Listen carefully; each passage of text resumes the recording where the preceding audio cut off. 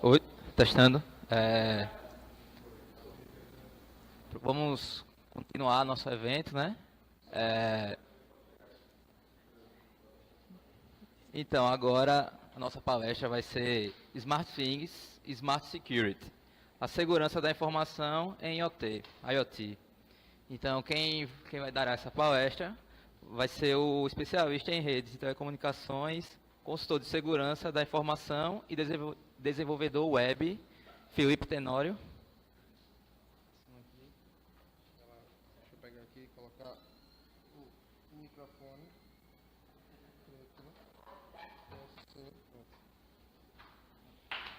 Valeu. Vou colocar assim pendurado. Será que capta legal? Pra não ficar segurando. Tá, o áudio tá legal aí? Dá pra ver? Hã? É na streaming mesmo que eu tô falando. Tá funcionando? Aqui assim. E se eu colocar aqui assim, aí beleza? Tipo coisa. Não, beleza, seguro. Cadê a apresentação? Tá chegando.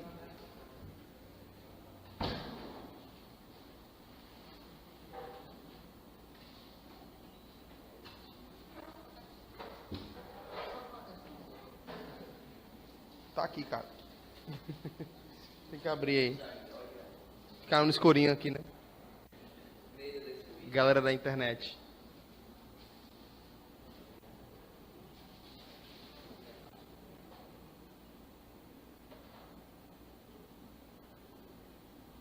Enquanto vai abrindo a apresentação, eu vou aproveitando aqui, já para dar boa tarde a todo mundo que está presente, agradecer a presença de todo mundo, agradecer também ao pessoal da IoT MCZ aí que fez o convite para a gente vir falar aqui hoje, um pouquinho mais sobre segurança. Saudar aqui o meu professor Daniel, que falou antes de mim aqui, que a gente vai acabar falando um bocado de coisa parecida também, mas vamos dar um enfoque diferente aí, né? E vamos aguardar a apresentação abrir. Galera do Facebook aí também, né? Boa tarde. Bom, vamos lá, descarta os dados. Sim, né?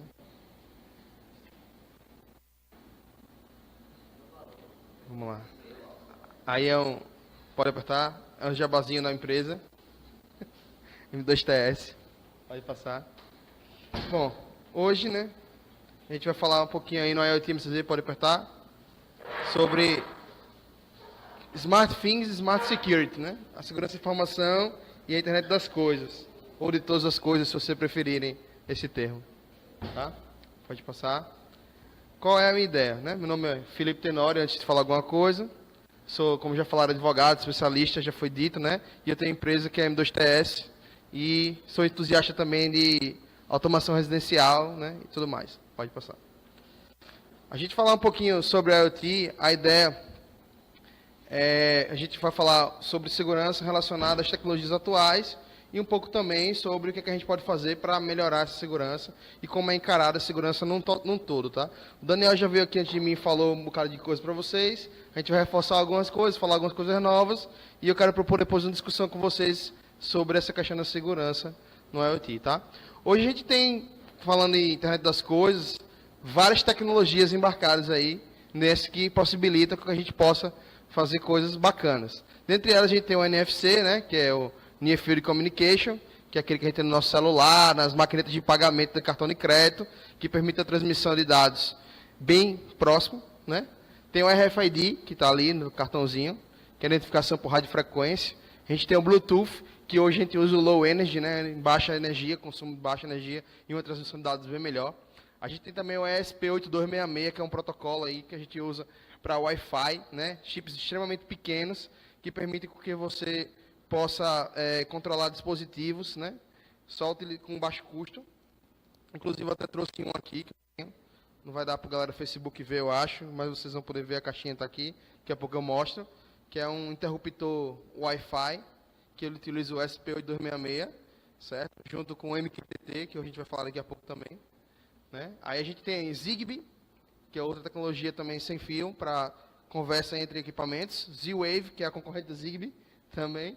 Wi-Fi, todo mundo conhece, né? O Wi-Fi está aí para isso. LTE, que é o vulgo 4G, 5G, né? Que a gente vai usar. E o MQTT, que eu falei aí para gente. Pode passar. Quais são as aplicações da IoT? Já foi falado aqui, mas a gente sabe que a IoT hoje está em todos os lugares. Liquidificador, fone de ouvido, controle de videogame, abajur, o que você quiser fazer hoje em dia, praticamente, com a IoT é possível. Quanto a esse dispositivo elétrico, geralmente é possível você conseguir fazer ele sem interagir com alguma coisa. Pode passar. Devido a isso, a gente tem dispositivos como esse, que popularizaram, ontem foi dito pelo Rodrigo aqui, né? Que popularizou o IoT. Esse aqui é o Nest, é um termostato que foi comprado pelo Google, que está na casa de um monte de americanos aí. Aqui no Brasil a gente não usa muito, porque a gente não tem muito essa caixa de termostato em casa, né? Principalmente aqui em Maceió, que faz muito frio, para não dizer o contrário, né? Só se fosse para ficar ligando o ar-condicionado da gente diretamente, né? Porque ele sempre identificar que está calor, né? Eu acho que ele nunca identificar que está frio. Só se o ar-condicionado estiver ligado, né? Mas a ideia é essa. Aí pode passar, a gente tem também o famoso aí, Philips Hue, né? Que é um sistema de iluminação, né? Falando em residência, né? Pode passar. Temos esses Belkin Wemo, também é outro tipo de produto para solução residencial, que esse caso aí é uma tomada inteligente, né? A gente tem, pode adiantar. Então, assim, qual a ideia da palestra? Qual a ideia da gente falar aqui? A gente já sabe, todo mundo já falou aqui, da importância da internet das coisas. Eu só vou chovendo uma olhada aqui, dizendo para vocês que a Cisco fala que daqui para 2020 a gente vai ter 50 bilhões de dispositivos. Isso aí todo mundo já está por dentro, né? Já foi dito ontem. A ideia é o seguinte: quanto mais dispositivos nós temos conectados, mais pontos de vulnerabilidade nós vamos ter. Isso aí é uma questão lógica, tá? Então, qual é o grande problema? Quando a gente fala em internet das coisas, geralmente as coisas são feitas para ter um baixo custo, né? E são implementações rápidas, porque como a gente sabe, a tecnologia é nova, entre aspas, que tem que ter, o mercado tem que assimilar. Então, as empresas estão correndo para desenvolver dispositivos para estarem no mercado na vanguarda, na frente. Qual o problema de fazer uma coisa rápido e sem planejamento? A gente acaba pecando em alguma coisa, né? E nesse caso, a gente vê muitas vezes que a segurança é um desses fatores. Pode passar. Aí, mais números sobre o setor, né? Diz que a gente vai ter bilhões aí, né, no setor, e a gente vê o que é que vai acontecer. O IoT, ele é utilizado onde, prioritariamente? Em casa, maior parte, governo e empresas. Ou seja, em casa, hoje, a gente tem a maior parte dos dispositivos. Por quê? Pela popularização daqueles dispositivos que eu mostrei antes, né? A Apple mesmo, o Google, estão batendo pesado. Aí a gente tem hoje o Google Home, tem o Alexa, que é da Amazon, né? Alexa, que é o Echo, Amazon Echo. A gente tem vários dispositivos para casa que enchem os olhos. Afinal de contas, todo mundo, eu acho, queria ser meio Tony Stark, né? Todo mundo queria ser meio Homem de Ferro e ter na sua casa um dispositivo que você pudesse controlar pelo seu celular, pela sua voz, por gesto ou remoto, né? Quando o pessoal vê o Jarvis ali no filme do Homem de Ferro, todo mundo fica querendo, pô, eu queria ter isso, né? Aí ele vai lá, você faz uma pergunta, ele responde. A gente já tem mais ou menos isso, se você considerar o Google Home e a Alexa. Você pode perguntar uma coisa a ela, ela vai usar a cloud lá e vai responder para você a pergunta, inclusive levando em consideração os seus dados, né? Ela vai perguntar, qual amanhã, o que é que eu vou fazer? Ela vai te dizer, amanhã você tem esse compromisso, esse. Amanhã, 2 da tarde, marca um compromisso para mim amanhã, 3:30 da tarde. Ela vai dizer, não posso, por quê? Porque você vai estar numa palestra amanhã no IoT. Ele vai considerar isso. Quando eu compro a minha passagem aérea, o Google sabe que eu comprei a passagem aérea, já informa o meu Google Home, e se eu tentar marcar um compromisso naquela data, ele vai dizer que eu tenho um voo para, sei lá, para Nova York naquela data. Então, assim, a coisa vai muito além, né, do que a gente espera. Então, por isso que existe essa popularização de dispositivos em casa, porque a mídia está focada para isso. Quando você fala em IoT, muita gente confunde IoT com automação residencial. Às vezes, aquela automação residencial não tem nada a ver com o internet das coisas. Não é só porque o negócio está conectado que ele vai ser de IoT, né? Mas beleza, pode passar. Aí a gente tem várias marcas que estão investindo pesado nisso, que já grandes players, né, do mercado, como por exemplo a Logitech, a Bose, a Apple, né, a GE, a Sonos, o IKEA, a Amazon Echo. Algumas dessas empresas são empresas físicas que trabalhavam com produtos físicos que estão migrando para a internet das coisas e dispositivos conectados. Por exemplo, a Hunter Douglas, que fabricava cortinas, ela agora tem cortinas motorizadas e tal, que controla remotamente, que se comunica com a sua Amazon Echo, com o seu Google Home, com o que você quiser. E a gente tem empresas que são puramente de tecnologia, como a Apple e o Google, que estão investindo nessa tecnologia por estar na crista da onda, né? Então, adiantando.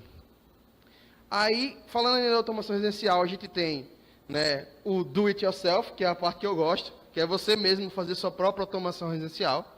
Inclusive, na minha casa, eu faço. Então, acho legal compartilhar essa experiência com vocês. Há um tempo atrás, eu tive a ideia de seguir um projeto de um espelho inteligente, que eu vi na internet, o cara tinha feito lá, achei legal a ideia, e aí eu resolvi reproduzir, e hoje o meu espelho já funciona bacana. Inclusive, a gente participei até do Raspberry Jam, foi um evento sobre Raspberry aqui, e eu até levei para lá e o pessoal achou bem legal. Qual é a ideia? Você tem um espelho duplo, tipo aquele espelho de filme americano, né, que o cara vai lá fazer interrogatório, e você coloca um monitor por trás daquele espelho. Então, quando você está no escuro, o espelho fica um espelho normal. E quando passa informação pelo espelho, você vê como se o espelho estivesse projetando aquela informação. Nada mais é do que um monitor metido a besta, mas é legal visualmente, tá? Então eu usei o Raspberry Pi 3 para poder fazer a parte da interface, né, do espelho e a conectividade também, e eu tenho um monitor ligado a esse espelho. Aí, para fazer a interface para o espelho, tem alguns pronto na internet, já em Node, tem um projeto chamado Magic Mirror, Smart Mirror, mas eu aproveitei e fiz o meu próprio. Eu preferia fazer a minha própria versão. Como eu sou programador web, trabalho com PHP, eu quis fazer um negócio que fosse em PHP. Eu sabia que não ia dar para fazer tudo com PHP, porque o PHP, vocês sabem que é uma linguagem que trabalha no servidor, ela não é client-side. Porém, quando você roda ele na sua residência, você consegue utilizar o Linux, por exemplo, para poder fazer interação com os equipamentos. Então, algumas coisas eu consigo fazer via internet mesmo, com protocolos como MQTT e FTTT também, mas o que eu não consigo eu faço via Linux, via comando. Então, para isso, você tem a opção de usar o Arduino junto com o Raspberry ou outros tipos de placa, certo? Inclusive o Sonoff que eu trouxe aqui, que é esse Smart Switch aí, você consegue, como eu fiz, mudar o firmware dele e deixar ele disponível para MQTT. Então eu consigo controlar do meu navegador lá do meu Chrome, as minhas luzes, o meu ventilador, saber que se alguém entrou em casa, fazer milhões de coisas que eu integrei com a API do Google de voz, então ele reconhece a minha voz e fala comigo. Então eu consigo, por exemplo, dizer, espelho, liga a luz, entendeu? E aí ele vai lá e liga a luz. Só que agora o meu próximo projeto, só para concluir, para não ficar falando sobre isso, é que o espelho ele vai começar a me sugerir as coisas, ele vai ter uma certa inteligência mesmo, porque ele só segue comando, eu só falo, liga a luz, ele liga a luz. Eu quero que ele, por exemplo, entenda que na minha sala está 25 graus e me sugira ligar o ar-condicionado, por exemplo, ou já liga o ar-condicionado automaticamente, coisa que ele não faz ainda, mas já está nos planos para o futuro. Mas pode seguir para não ficar falando só sobre isso. Quando a gente fala do IoT, a gente tem fatores de risco. Aqui é o vídeo que o Daniel falou, mostrando para vocês um exemplo de um ataque, possível ataque a uma casa conectada, né? Aí já tem um dispositivo vestível, né? Que é o celular. A pessoa chega em casa, o alarme está disparado da casa. Aí ela vai lá para tentar fazer o quê? Desabilitar o alarme. Mas eu quero que vocês notem um detalhe aí. Ela vai digitar o código. E digitou de novo. Vocês notaram? Por quê? Primeira vez que ela digitou o código, ele pegou o código dela. Segunda vez, ela desabilitou o alarme. Tá? E aí, a casa vai começar a fazer um bocado de coisa legal. Quem já assistiu esse episódio do Mr. Robert aí?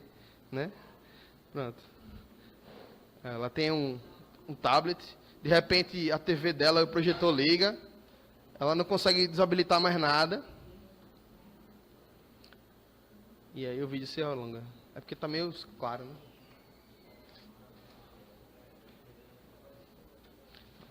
Já desligou a TV. Resumindo, para não ficar muito tedioso, eles vão ligar o ar-condicionado da casa dela, fazer o alarme disparar, impedir com que ela abra determinadas portas, vai aquecer a casa depois, a casa ela vai tentar tomar um banho de piscina, aí a água vai esquentar muito. Resumindo, com a conectada, você tem 500 possibilidades diferentes de você conseguir provocar, vamos dizer assim, prejuízo ou pelo menos incomodar uma pessoa. Colocar uma música alta, bem alta, e aí vai. Pode passar o vídeo para não ficar muito misterioso, mas tem no Mr. Robot, depois vocês assistem, tá? Aí o que acontece? O Daniel já deve ter falado sobre isso, mas continuando. Qual é o problema de segurança com o IoT? A gente tem alguns fatores de risco. Como? Os fabricantes são lentos ao adicionar segurança aos dispositivos. Por quê?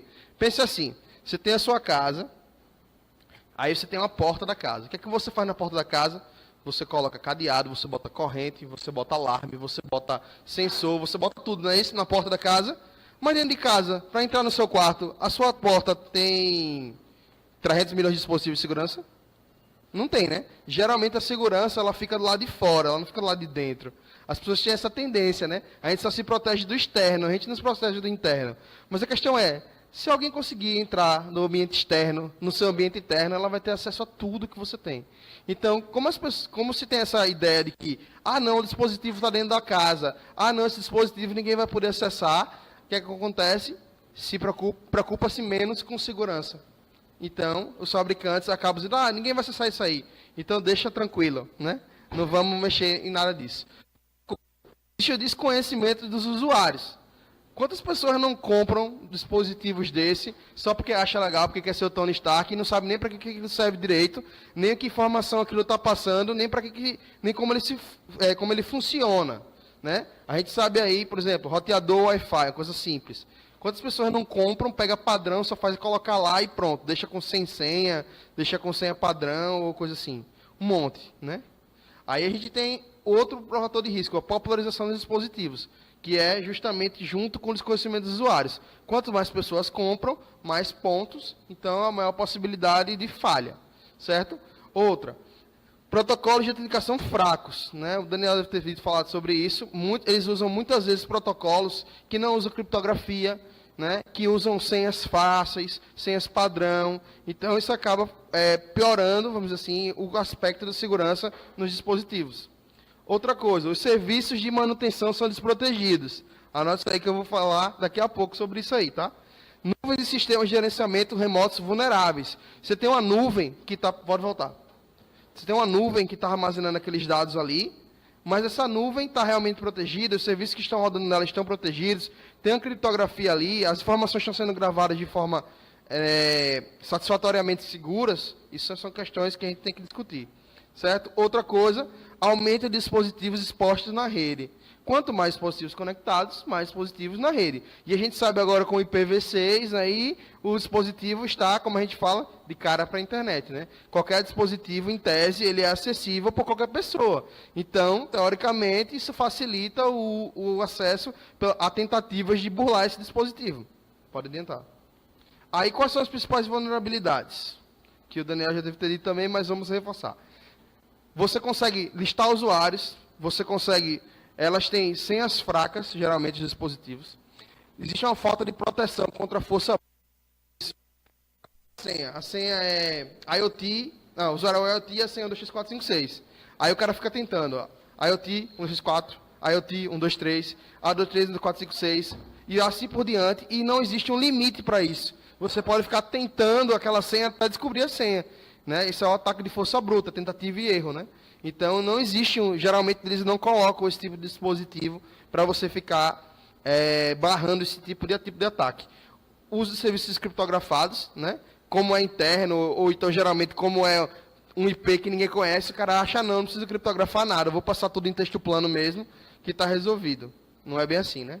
Aí, falta de autenticação de 2 passos, o que é isso? Alguém usa autenticação de 2 passos? Usa, né? Pronto. É o quê? Simplesmente você não precisa só de um usuário e senha. Você precisa de algum outro tipo de autenticação. Via SMS, via celular, via texto, via e-mail, via PIN, via token.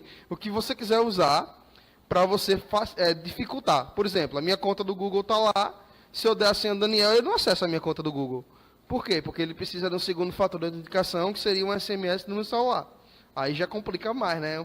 A situação. E geralmente não existe essa autenticação do espaço dos dispositivos IoT. DOS, como o Daniel falou também, distribuição, negação de serviço. Acontece muito esse tipo de ataque, certo?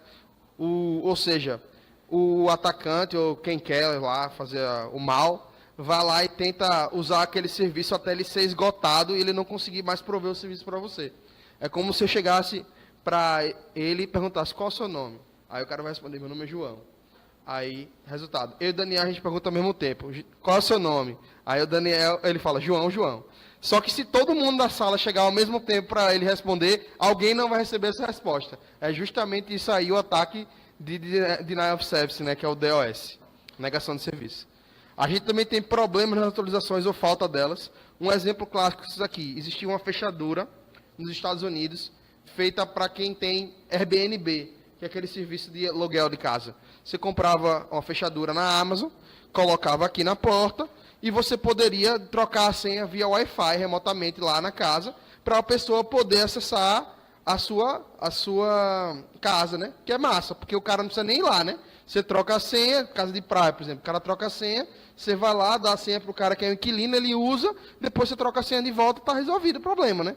Só que detalhe, os caras fizeram uma falha na atualização que o firmware que foi enviado foi errado. Ou seja, travou todas as portas de todas as casas de todo mundo que atualizou o negócio.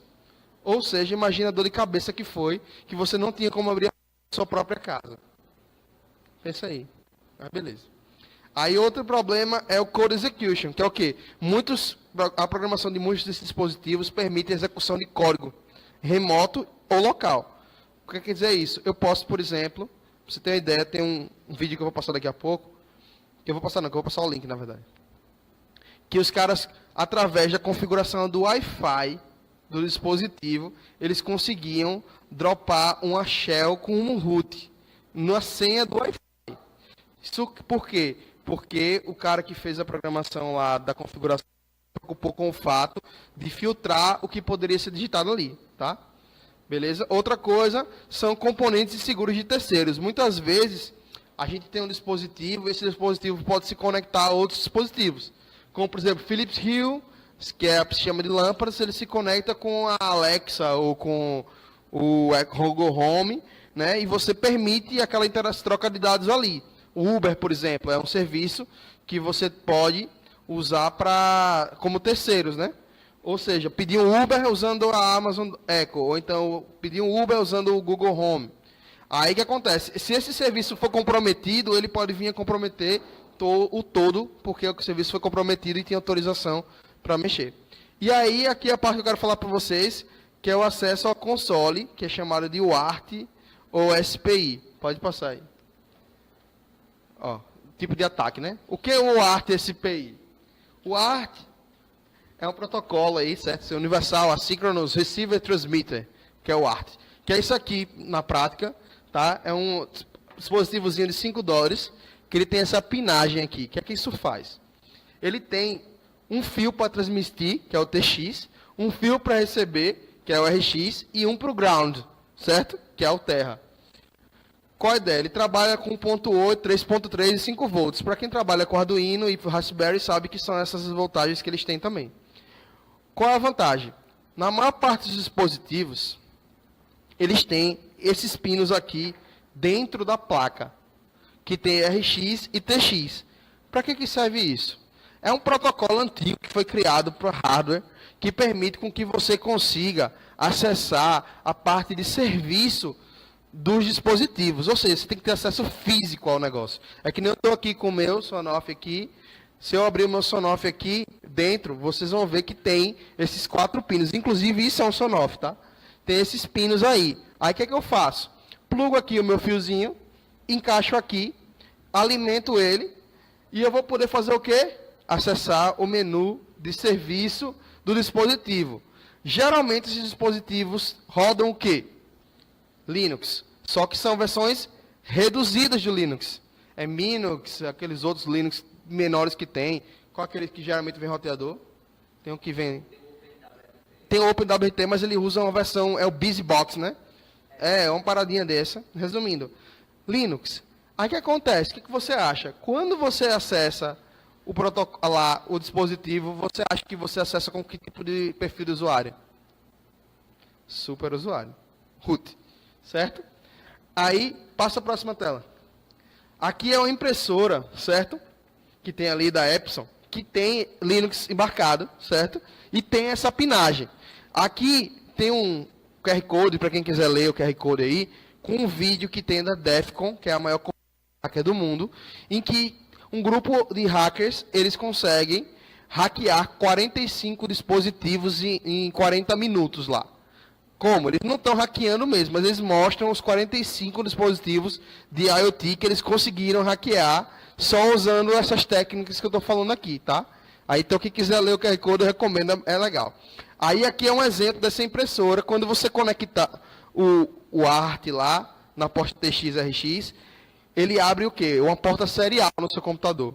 E você consegue conectar via terminal naquele serial, certo? E aí, quando você entra no serial, ele aparece essa tela aqui, ó, que tem dizendo Reboot, Reset Settings, Display, Current Address, IP, MAC e tal. Entre outros, tem o quê? Run Shell Command. Ou seja, abrir o shell do Linux, para quem conhece, né? Aí, quando você faz isso, ele vem com o ID root. Aí, meu amigo, depois que fez root, você faz o que você quiser nesse aparelho aí. Inclusive, pega a senha do Wi-Fi do cara, que está configurado lá. Consegue ver todos os dispositivos que estão conectados à rede. Consegue fazer essa máquina participar de uma botnet. Resumindo, o que você quiser fazer, e for possível aí, né, você vai fazer com essa máquina. Então, nesse vídeo aí, eles mostram diversas técnicas, tanto com o ART, também com que a gente chama de Parameter Pollution, né? Poluição de parâmetro, que é o quê? Você aproveitar uma programação mal feita para você inserir códigos, por exemplo, lá no Linux, um pipe da vida, para você, além de executar a configuração do Wi-Fi, conseguir executar um comando na shell do Linux. Por quê? Porque geralmente quando eles vão configurar o Wi-Fi, eles utilizam um comando de system exec, um system call lá, que vai permitir que você faça um parâmetro usando como root.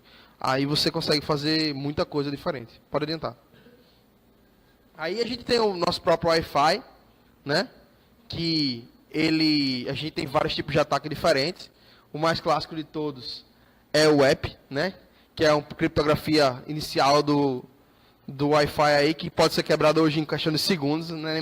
Antes era minutos, agora é segundos. Não usem o WEP. Tem os ataques de WPS, que a gente tem um programa chamado River, que faz isso. Ele fica tentando vários códigos diferentes no WPS, que é o WPS, para quem não sabe, é aquele comandozinho que tem, que também é chamado de QSS, que quando você clica no botão, você pode conectar no dispositivo sem saber a senha do dispositivo. Ele te dá um código numérico. Então ele fica tentando adivinhar esse código aí o máximo possível. A gente tem o AirCrack, que é uma suíte de aplicativos para quebra de rede Wi-Fi. Quem aí conhece já deve ter acessado muitos dispositivos. Inclusive no meu celular tem um chamado Wi-Fi Warden, que ele faz a mesma coisa que o River. Ele fica procurando as redes que tem WPS e fica tentando senhas padrão para poder conseguir acessar, tá? Outra coisa, no Wi-Fi que a gente tem, senhas fáceis. O cara bota o telefone dele celular, bota 1, 2, 4, 5, 6, 7, 8, bota 0000, bota o mesmo nome da rede sem fio. Então, qual é o problema? Quando o cara acessou a sua rede sem fio, quando a gente fala de IoT, o cara acessou os seus dispositivos, praticamente. Como eu falei, depois que está conectado ali, já era, não tem o que você fazer. Então, se você usa o Wi-Fi, principalmente no ambiente residencial, você precisa muito se preocupar com isso. Tá? Então, uma coisa importante é você se preocupar com isso aqui. Ataques físicos. Você está aqui na Estácio, o roteador está aqui, certo? Se ele está aqui, eu posso resetar ele. Fácil. Então, ele teria que ser mais alto, estar num ambiente mais protegido de interação. Porque se eu pego aquele dispositivo de alguma forma, eu posso tentar ligar ele no computador e extrair o firmware para descobrir a senha. Resumindo, tem várias questões que podem acontecer. Outra coisa, raio de alcance maior que o necessário. Se a sua casa tem 30 metros quadrados, para que a sua Wi-Fi funciona na esquina? Não tem sentido, né? A gente sabe que o Wi-Fi ele é uma conexão como se fosse a cabeada, mas porém usa o ar como transmissão. Então você pode restringir o alcance do seu Wi-Fi para tentar inibir que pessoas que estão próximas, que não estejam fisicamente no seu local, mas estão fisicamente próximos, possam conseguir ter acesso à sua rede sem fio. Então isso é importante. Outra questão, segregação de rede. Isso aqui é o clássico. Quem já foi no restaurante que tem Wi-Fi liberado ou a senha do Wi-Fi e já conseguiu acessar algum computador de dentro da rede? Todo mundo, pô. É batata, os caras sempre fazem isso. Em vez de eles segregarem a rede, ou seja, dividir a rede Wi-Fi do estabelecimento da rede de clientes, eles fazem o quê? Eles simplesmente deixam no mesmo lugar. E esses dispositivos, esses de gerenciamento de restaurante, geralmente eles precisam ter pastas compartilhadas para poder, tipo, o caixa se comunicar com o servidor, que é um negócio extremamente seguro até hoje, porque assim eu não sei. E eu estou falando de grandes empresas, tá? Não é empresa pequena não, de desenvolvimento de sistema para restaurante, o cara tem obrigatoriamente, o cara não compartilha a pasta, ele compartilha o C dos pontos inteiros do cara lá. Aí você vê balancete, você vê quanto o cara faturou, vê o cadastro de clientes, resumindo, escambau. Isso tudo porque o cara simplesmente não segregou a rede lá. Outra coisa, como o Daniel já falou, man in the middle, né? Você pode usar na rede sem fio man in the middle como? Através dessas técnicas aqui. De ARP poisoning, o que é isso? É um envenenamento de ARP. Para quem entende de redes aí, vai saber que a gente tem uma estrutura que, para a gente acessar a internet, a gente precisa de um gateway, né? Ou seja, a gente se conecta no roteador, se conecta em alguma coisa, para esse ponto passar a conectividade para o outro, para a área externa. Aí o que acontece? Geralmente um gateway de uma casa é 192.168.0.1, né? Assim, que é o roteador. Eu me passo por 192.168.0.1. E pela natureza do protocolo TCP/IP, todas as máquinas vão achar que eu também sou 192.168.0.1. Então ele vai replicar pacote tanto para o servidor oficial quanto para mim. E o que eu posso fazer com isso? Interceptar esses pacotes e através desses pacotes conseguir várias informações. Ah, mas beleza, mas eu cheguei lá e mandei para o cara a informação pelo cadeadinho lá, via SSL, né? Via proteção de camada segura. Ah, estava lá no site do banco, digitei a senha, está criptografado, não tem problema. Só que tem esse rapaz aqui, ó, SSL Strip. Ele pega os pacotes e consegue abrir o pacote antes dele chegar no servidor que deveria. Entendeu? Aí, resultado, é complicado. E para ficar moderno, né, a gente agora tem o crack. O que é isso? Até um certo tempo atrás, se você perguntasse para mim, WPA2, que é aquela, né, tipo de código para criptografia para dispositivos wireless, é seguro? Todo mundo diria que é, né? O WPA2 não é o melhor. Se você for colocar, é o app WPA ou WPA2? WPA2. Só que o crack consegue quebrar o WPA2. Foi uma vulnerabilidade que lançaram há um mês atrás, mais ou menos. Então, assim, basicamente, todas as redes sem fio por aí estão seguras, né, nessa teoria. Pode passar. Aí a gente tem o RF, que é a radiofrequência, que a gente fala de RFID. Alguém sabe a diferença de NFC para RFID? Vamos lá, valendo 2 adesivos ali. Quem responder, eu dou. Não, né? O NFC, ele é feito para aproximar coisas muito próximas. Tipo, a distância mínima de um para o outro. A troca de dados dele é muito próxima. Então, o que acontece? O NFC, ele pode ser inseguro, porque, exemplo, você está aqui agora, botei meu celular aqui. Poderia ter um receptor de NFC aqui embaixo, já captando o NFC do meu celular. No caso do meu celular faz pagamento. Então, o cara poderia, por exemplo, pegar o meu cartão de crédito do banco, porque ele faz. E Daniel sai de perto do meu celular. Então, a ideia é o seguinte: geralmente o NFC ele não tem senha ou credencial alguma. Por quê? Porque como você tem que estar próximo, não precisa de senha, é só aproximar, o famoso bump, né? Toquei lá, está funcionando. Isso é extremamente seguro, né? Não tem condições. Outra coisa, os ataques de RF, radiofrequência, podem servir do tipo de drive-by attack. O que é drive-by? Estou passando por ali. O que é isso? Você está perto do lugar, pode escanear, entendeu? O cartão, pode escanear um celular. Então, eles geralmente são ataques assim. Outra coisa é o scanner de frequência. Você pode ter um equipamento que fica escaneando as frequências todas que estão aqui, identificar a frequência, por exemplo, de um alarme de carro. Quando a hora que o cara ativou, aquilo tem uma frequência. Se você capturar e emitir na mesma frequência, você vai conseguir abrir qualquer coisa que você tiver por ali. Então, isso é um risco, que é o risco da clonagem, né? Na verdade, né? Então, a gente tem esses riscos quando a gente fala de RF, de radiofrequência, RFID, no caso, identificação para RF, e de NFC. Pode passar. Aí a gente vai para a parte de vulnerabilidades web. Como assim? A gente tem os ataques de força bruta, que eu falei para vocês. O que? Eu estou na minha cloud lá, aí eu tenho os consoles de gerenciamento. Aí eu vou tentar logar, uma vez admin não pegou. Admin 245, admin 000. Resumindo, ele não me bloqueia. Eu posso ficar tentando senha lá até enjoar. Né? Geralmente, esses dispositivos eles não têm nenhum tipo de proteção contra força bruta. Também não tem proteção contra code injection. Né?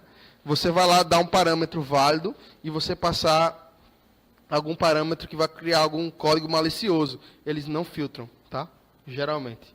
Outra coisa, Remote Code Execution. Foi o que eu falei do negócio do Wi-Fi. Você está configurando lá, está mandando um comando para o servidor permite com que você rode o comando a mais do que você deveria, né?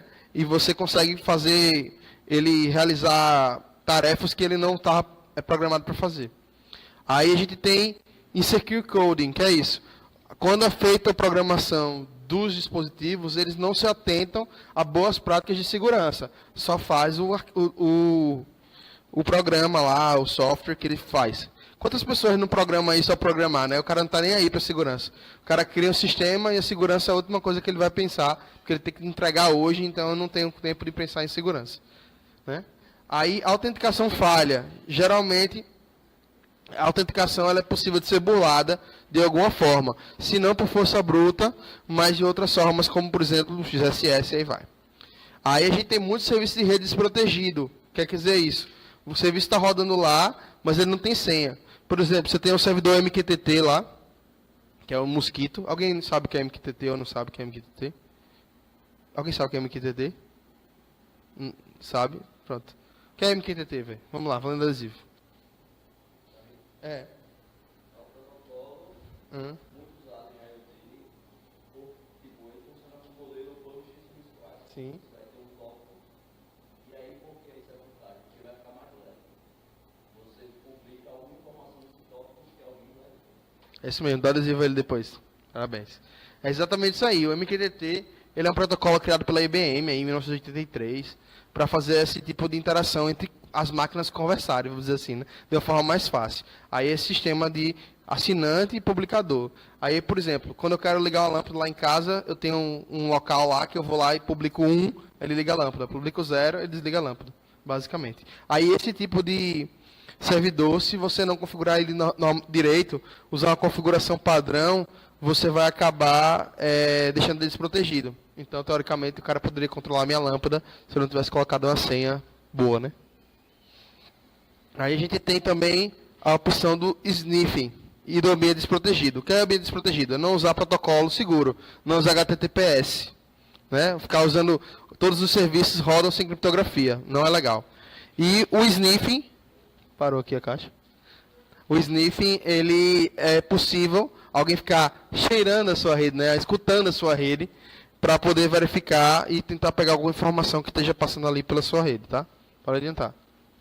Aí, falando sobre alguns casos práticos. Beleza. A gente teve aí, como o Daniel falou, o Mirai, o botnet, que foi o quê? Em outubro de 2016, foi um grande ataque de negação de serviço distribuído, que atacou o Twitter, o The Guardian, o Netflix, o Reddit e o CNN, certo? Que infectava computadores e DVRs. Aquele DVR é aquele dispositivo que a gente usa para câmera em casa, né? E câmeras de Smart IP também. Ele fazia o quê? Com os computadores infectados, procurava dispositivos que fossem dispositivos como câmeras de DVRs e infectavam essas máquinas para elas ficarem acessando o site dessas empresas aqui. Aí, como a gente sabe, como eu falei aqui do ataque, se tiver muita requisição, o servidor fica sem condições de responder e a gente tem a negação de serviço, tá? Aí, por que foi possível isso aqui? Porque muitos dispositivos utilizavam senhas padrão, né? Quantas vezes, se você pegar um scanner IP, pegar o seu IP da NET ou da GVT, lá da Vivo, e você fizer um scan, você vai achar um bocado de DVR, um bocado de câmera ali, naquelas portas 8080, 8000. Resultado, tenta adivinhar de mim, 90% vai passar. Você vai ver câmera de um monte de gente aí. Aí, o que acontece? Existe um site chamado Shodan, que o Shodan, ele fica verificando dispositivos que estão com portas abertas, né? E o Shodan tem zilhões de câmeras, né? Bota Marcel lá que você vai ver meio mundo de bagaceiro. Certo? Pode adiantar. A gente teve o ataque da Jeep, né? Em 2015, a Wired, que é uma revista americana, contratou 2 hackers que tomaram o controle desse carro aqui lá. Eles conseguiram, através de uma bug na central de entretenimento, fazer com o carro parar, o carro andar, ligar o ar-condicionado, fazer várias coisas diferentes, só com isso, né? Devido a essa besteirinha aí, inclusive o vídeo está ali, quem quiser depois ver o vídeo disso aí, é só pegar o QR Code, certo? E isso fez com que a Jeep tivesse um recorde de 1,4 milhões de produtos. Você acha que isso custa dinheiro a Jeep? Aí eu pergunto, é importante se preocupar com a segurança das coisas ou não? Adiantando, pode ir. Aí a gente tem agora a parte de como evitar problemas. Como evitar problemas, certo? Antes de você instalar um dispositivo inteligente na sua casa ou baixar algum aplicativo, procure avaliar os critérios de segurança. Eu preciso disso? Realmente? Isso precisa ficar conectado? Para onde é que vão esses dados? O que é que vão fazer com os meus dados, né? Quem é o dono dessa informação, certo? Outra, buscar informações sobre dispositivos e aplicativos antes de instalar. Mesma coisa, basicamente. Ver se aquele... Porque algumas vezes, alguns aplicativos que a gente usa são aplicativos falsos, né? Fakes, que são mais para capturar os nossos dados. Eles até trazem algum benefício para a gente, mas eles estão ali para capturar os nossos dados. Saber quais são as configurações de segurança e quais são os dados do dispositivo que você vai ter acesso. Tomar cuidado, porque, por exemplo, se você não configura direito, embaixo de um dispositivo desse, geralmente vem dizendo uma senha padrão e usuário padrão. Então, se alguém tiver acesso físico à sua casa, como tem, você tem convidados, você tem pessoas estranhas na sua casa, a pessoa vai conseguir verificar e conseguir ter um acesso àquela sua rede lá. Pode adiantar. Outra, mantenha os sistemas operacionais, softwares e aplicativos sempre atualizados. As pessoas têm problema com isso, tá? As pessoas não gostam de atualizar software, certo? Muitas vezes não atualizam também porque o software é pirata. A verdade é essa também, né? O cara compra o software pirata e não atualiza. Um exemplo clássico disso, em outra palestra que eu dou, é o ransomware, né? Lembra do WannaCry? O WannaCry foi em junho, que era uma falha que foi exposta em março. Foi pateada pela Microsoft em março. Os caras só atualizaram em junho ainda, depois de 3 meses. Todo mundo foi infectado. Aí, resultado, teve essa história toda do WannaCry. Quando foi 3 meses depois, veio o Petya, que era a mesma falha do WannaCry, que era a mesma falha que tinha sido atualizada em março, e todo mundo caiu de novo. Isso quer dizer o quê? Ninguém atualiza software. Ninguém está nem aí para isso, né? A verdade é essa. Outra coisa, frequentemente as empresas disponibilizam versões atualizadas que apresentam possíveis correções às vulnerabilidades. Isso justifica o motivo pelo qual você precisa atualizar. Aquela atualização não está ali porque ela é chata. A única atualização que você não deve fazer é a do Flash Player, né? Porque a do Flash Player a gente já provou que tem problemas, né? Que foi inclusive agora o último dos ransomwares, né? O Bad Habit, né? Mas é só prestar atenção que você faz uma atualização correta. Ainda tem isso, né? Quando o cara quer atualizar, ainda tem a galera que cria, né, formas de burlar, né, a atualização e prejudicar você mais ainda, né? E o usuário fica sem saber o que fazer. Eu vou atualizar, não vou atualizar, e agora? Se tem o seu iPhone, atualiza para o iOS 11, o bicho fica lento, né? Para de funcionar direito. É complicado, né? Mas, no geral, pode... Outra, fica atento com as informações compartilhadas com desconhecidos. Bom, eu não preciso dizer para ninguém aqui, né, que você não clique em coisas que você não sabe de onde é. Por exemplo, estou aqui no IoT MCZ.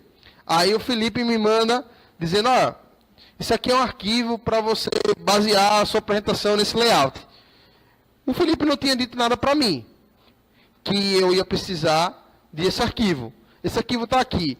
Aí eu, beleza, pode ser, vou abrir. Quando eu abro no PowerPoint lá, ele diz para mim, esse software vai rodar um macro. É estranho isso, né? Na dúvida, pega o telefonezinho e diz, Felipe, tu mandou para mim um e-mail com tal coisa. Porque assim, às vezes nem ele sabe que está mandando aquele e-mail para você, porque ele foi infectado e não sabe. Então assim, tomar cuidado com links desconhecidos. Outra coisa é, não existe almoço grátis. Tá? Isso é clássico. Quer dizer o quê? Quando esmola demais, o santo desconfia, tá? Então se o negócio está muito bom para ser verdade, não vá nessa onda, tá? Como diria meu avô, é muito bom, fique para você, né? Então, assim, muitas vezes a gente é levado pela vantagem de alguma coisa e acaba se prejudicando. O phishing ainda é a modalidade mais usada por criminosos para espalhar malware. Todo mundo sabe o que é phishing, né? Jogar uma mensagem fraudulenta para poder pescar o usuário, para dar alguma informação que ele quer. Eu trabalho no banco, eu sei, muita gente cai nisso todo santo dia. Promoção da Visa. A Visa não manda e-mail para você com promoção. O banco não pede a você informações de cartão, muito menos senha, pelo e-mail, tá? Então, evitar. Continuando. Crie e use senhas mais complexas e use biometria, se possível, tá? Se você está na sua casa lá, biometria, em vez de usar código, use com biometria, se possível for. Outra, troque as suas senhas com frequência, porque se alguém tiver acesso a uma senha sua, ela não vai poder usar em vários dispositivos diferentes. E outra, usar de senhas diferentes em dispositivos diferentes, tá? Outra, evite o mais barato. Porque geralmente o mais xing-ling vai ser o mais exposto, tá? Então, evitar a coisa muito barata. Não é para comprar só coisa cara não, mas evitar as coisas que são mal feitas. Outra, tem uma boa solução de segurança instalada em todos os dispositivos, celular, torradeira, o que você puder instalar no dispositivo de segurança, você instale.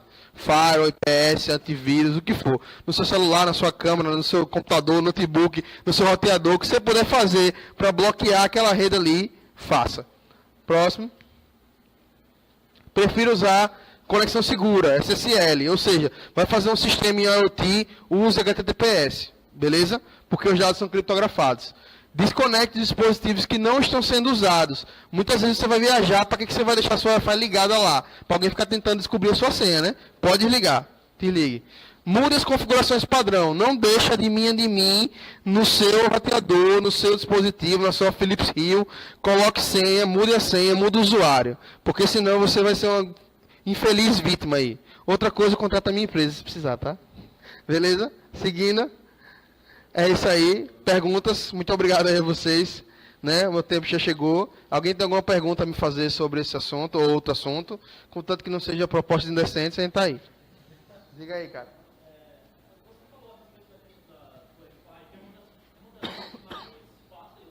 Sim.